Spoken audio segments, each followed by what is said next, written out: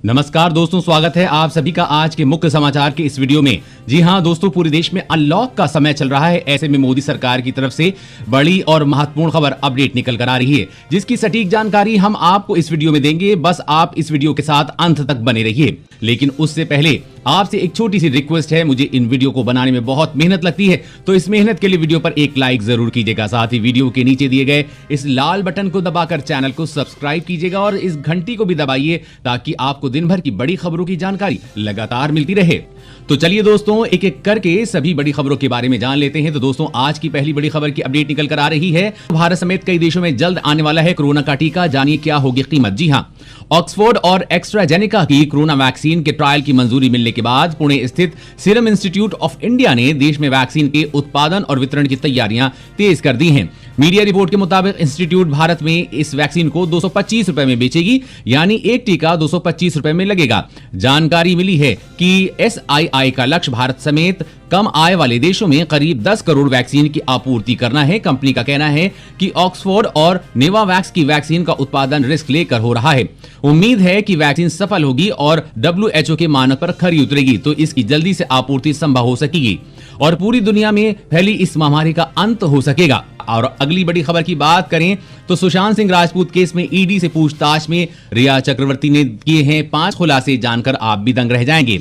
जी हां, सुशांत सिंह राजपूत केस में प्रवर्तन निदेशालय अलग एंगल से जांच कर रहा है। इसके लिए उन्होंने सुशांत की गर्लफ्रेंड रिया चक्रवर्ती और उनके भाई शौविक चक्रवर्ती से पूछताछ की है, जिसमें खुलासा हुआ है कि रिया एक साल में सिर्फ 14 लाख रुपए कमाती हैं, फिर भी मुंबई में उनके पास 2 महंगे फ्लैट हैं। सुशांत सिंह राजपूत केस में प्रवर्तन निदेशालय ED ने धन शोधन निवारण अधिनियम के तहत रिया चक्रवर्ती से करीब 9 घंटे पूछताछ की। इसके अलावा ED ने रिया के भाई शौविक चक्रवर्ती और सुशांत सिंह राजपूत की पूर्व मैनेजर श्रुति मोदी को भी पूछताछ के लिए बुलाया। इस पूछताछ के दौरान कुछ अहम खुलासे हुए हैं। रिया के 2 बैंक अकाउंट हैं, इनमें भारी भरकम रकम जमा है। ED के अधिकारियों ने जब इस रकम के बारे में रिया से पूछा तो वो इस सवाल से बचती नजर आई। ED के सूत्रों से प्राप्त जानकारी के मुताबिक रिया ने सवाल का जवाब टालने की कोशिश की और सुशांत के बारे में पूछे गए सवाल के बारे में उसने कहा कि मुझे कुछ याद नहीं है। और अगली बड़ी खबर की बात करें तो आज से पूरे 92 सवारियों के साथ चलेगी रोडवेज बसें। लागू हुआ नया नियम। जी हां, कोरोना के कारण 35 सवारियों के साथ चल रही हरियाणा रोडवेज की बसें आज से पूरी 92 सवारियों के साथ चलेगी रोडवेज बसें। लागू हुआ नया नियम। जी हां, कोरोना के कारण 35 सवारियों के साथ चल रही हरियाणा रोडवेज की बसें अब पूरी 52 सवारियों के साथ चल सकेंगी। परिवहन निगम ने यह निर्णय लिया है। बस अड्डों पर पहले बसों को सैनिटाइज किया जाएगा। बस में चढ़ने वाले यात्रियों की थर्मल स्कैनिंग जरूरी होगी। सभी के लिए मास्क अनिवार्य है। किसी को भी बीच रास्ते में बस में नहीं बैठने दिया जाएगा। नियमों का पालन न करने वाले यात्रियों को बसों में सफर की इजाजत नहीं दी जाएगी। हरियाणा सरकार के बाद देश के दूसरे राज्य भी बसों को पूरी सवारियों के साथ चलाने पर विचार कर रहे हैं।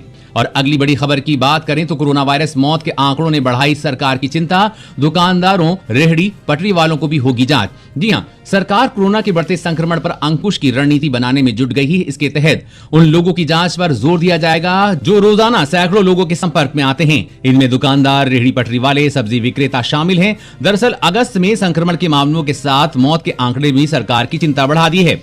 2 दिनों में 60,000 से ऊपर मामले आ रहे हैं। मृत्यु दर भी अभी 2% से ऊपर है। सरकार के मुताबिक अनलॉक के दौरान बाजार, दफ्तर आदि पर लौटने के कारण लोगों की आवाजाही बढ़ी है और जरूरी एहतियात न बरतने के कारण भी संक्रमण का खतरा बढ़ा है। ऐसे में जो लोग रोजाना कई लोगों के संपर्क में आ रहे हैं, उनकी टेस्टिंग भी जरूरी है। राज्यों से कहा गया है कि दुकानदारों, सब्जी विक्रेता, रेहड़ी लगाने वालों की भी व्यापक जांच कराई जाए जो रोजाना कई लोगों के सीधे संपर्क में आ रहे हैं। इससे संक्रमण के फैलने पर अंकुश लगाया जा सकता है। अब मोदी सरकार एक बड़े अभियान के तहत कोरोना की जांच करेगी। और अगली बड़ी खबर की बात करें तो अब घर घर में लगेंगे स्मार्ट बिजली मीटर, नहीं हो सकेगी बिजली की चोरी। जी हां, बिहार में बिजली चोरी रोकने के लिए बिजली कंपनियों ने स्मार्ट मीटर लगाने का फैसला लिया है। ये मीटर सभी घरों में लगाया जाएगा। इससे बिहार में बिजली चोरी को काफी हद तक रोका जा सकता है। सिर्फ बिहार ही नहीं बल्कि देश के कई राज्यों में बिजली की चोरी काफी जोरों शोरों पर है। हालांकि सरकार की तरफ से इसके लिए काफी उपाय किए जाते हैं ताकि बिजली चोरी को रोका जा सके, लेकिन फिर भी बिजली चोरी पर सरकार का नियंत्रण नहीं है। इसीलिए केंद्र सरकार अब पूरे देश में स्मार्ट बिजली मीटर लगाने पर विचार कर रही है। और अगली बड़ी खबर की बात करें तो पतियों को बदल बदल कर शादियां करने वाली लुटेरी दुल्हन गिरफ्तार। जी हां, पुलिस ने एक ऐसी महिला का पर्दाफाश किया है जो शादियां करके लोगों को लूटती थी। हर बार नया नया पति बनाती थी और उसको ठग कर फिर नया पति बनाने का गोरख धंधा करती थी। इन क्रियाकलापों में उसके सहयोगी भी थे जो इस गोरख धंधे में शामिल थे। इस मामले का राज उस समय खुला जब सैलाना में एक अज्ञात शव को पुलिस ने पेड़ से टंगा पाया और उसकी जब पड़ताल की तो पता चला कि वो भी इसी गिरोह का शिकार हुआ था। पोस्टमार्टम रिपोर्ट में मृतक की मृत्यु का कारण हैंगिंग होना पाया गया। शुक्रवार को पुलिस अधीक्षक गौरव तिवारी ने पत्रकारों से चर्चा करते हुए बताया कि जो महिला बदल बदल कर शादियां कर रही थी उसका नाम मीनाक्षी है। मीनाक्षी ने राजस्थान में 3, गुजरात व नीमच में 5 अलग अलग नकली शादियां की और छठी शादी गजेंद्र व सारिका उर्फ संगीता के कहने पर महेंद्र कलाल के साथ राजस्थान के गोरडी गांव में जाकर कोर्ट में की। इसके अलावा इस गिरोह ने और भी कई शादियां करने का प्लान बना रखा था। अगले महीने स्कूल खोलने की तैयारी में सरकार, जाने क्या है प्लान। जी हां, केंद्र सरकार स्कूलों को सितंबर से खोलने की योजना बना रही है। सरकार सितंबर में और नवंबर के बीच चरणबद्ध तरीके से स्कूलों को खोलने पर विचार कर रही है। इसके तहत पहले 10वीं से 12वीं के छात्रों के लिए स्कूलों को खोला जाएगा। उसके बाद 6ठी से 9वीं के लिए स्कूलों को खोलने की योजना है। योजना के मुताबिक पहले फेज में 10वीं से 12वीं के छात्रों को स्कूल आने के लिए कहा जाएगा। अगर स्कूल में 4 सेशन होते हैं तो एक दिन में सिर्फ 2 सेशन ही पढ़ाई होगी ताकि सोशल डिस्टेंसिंग का पूरा ख्याल रखा जा सके।